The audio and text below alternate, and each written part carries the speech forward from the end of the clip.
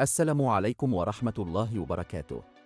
متابعينا الكرام، تعلمون أننا نقدم لكم محتوى كروي محمي بموجب حقوق الطبع والنشر، والمقاطع التي نقدمها لكم تتلقى الحظر باستمرار، لذا نرجو منكم أن تتفاعلوا بلايك للفيديو على الأقل، لنستمر بنشر المزيد إن شاء الله. السلام عليكم ورحمة الله وبركاته. متابعي قناة 5 كورة، تصريحات خطيرة ومثيرة من رئيس الاتحاد الدولي لكرة القدم جياني أنفانتينو بسبب أحداث مباراة الأهلي والهلال السوداني بدوري أبطال أفريقيا. لم يتخذ الاتحاد الأفريقي قرار ضد الهلال السوداني، سنقوم بنقل مبارياته إلى خارج السودان. شاهدوا ماذا قال. في البداية نعمل لايك للفيديو ونشترك في القناة ليصلكم كل جديد. وأيضاً عطروا فمكم بالصلاة على أشرف الخلق سيدنا محمد صلى الله عليه وسلم.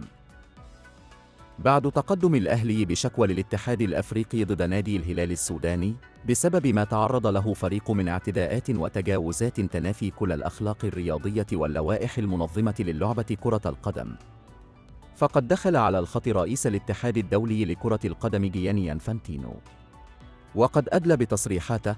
وقال البعض أرسل لي لقطات لما حدث بمباراة الأهلي والهلال السوداني بدوري أبطال أفريقيا، وتابعت ما حدث من خلال اللقطات التي تم تسجيلها وبثها عبر السوشيال ميديا أيضاً.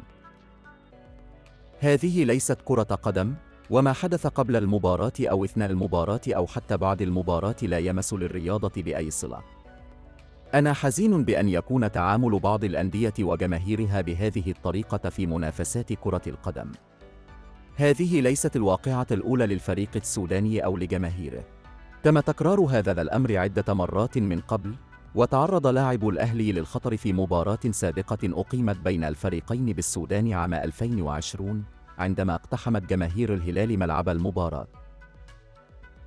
وقتها التصعيد من الأهلي وتقديم شكوى ضد هذا الفريق، ورفض النادي الأهلي التصعيد في ذلك الوقت، وبرروا ذلك حفاظاً على العلاقات بين الناديين.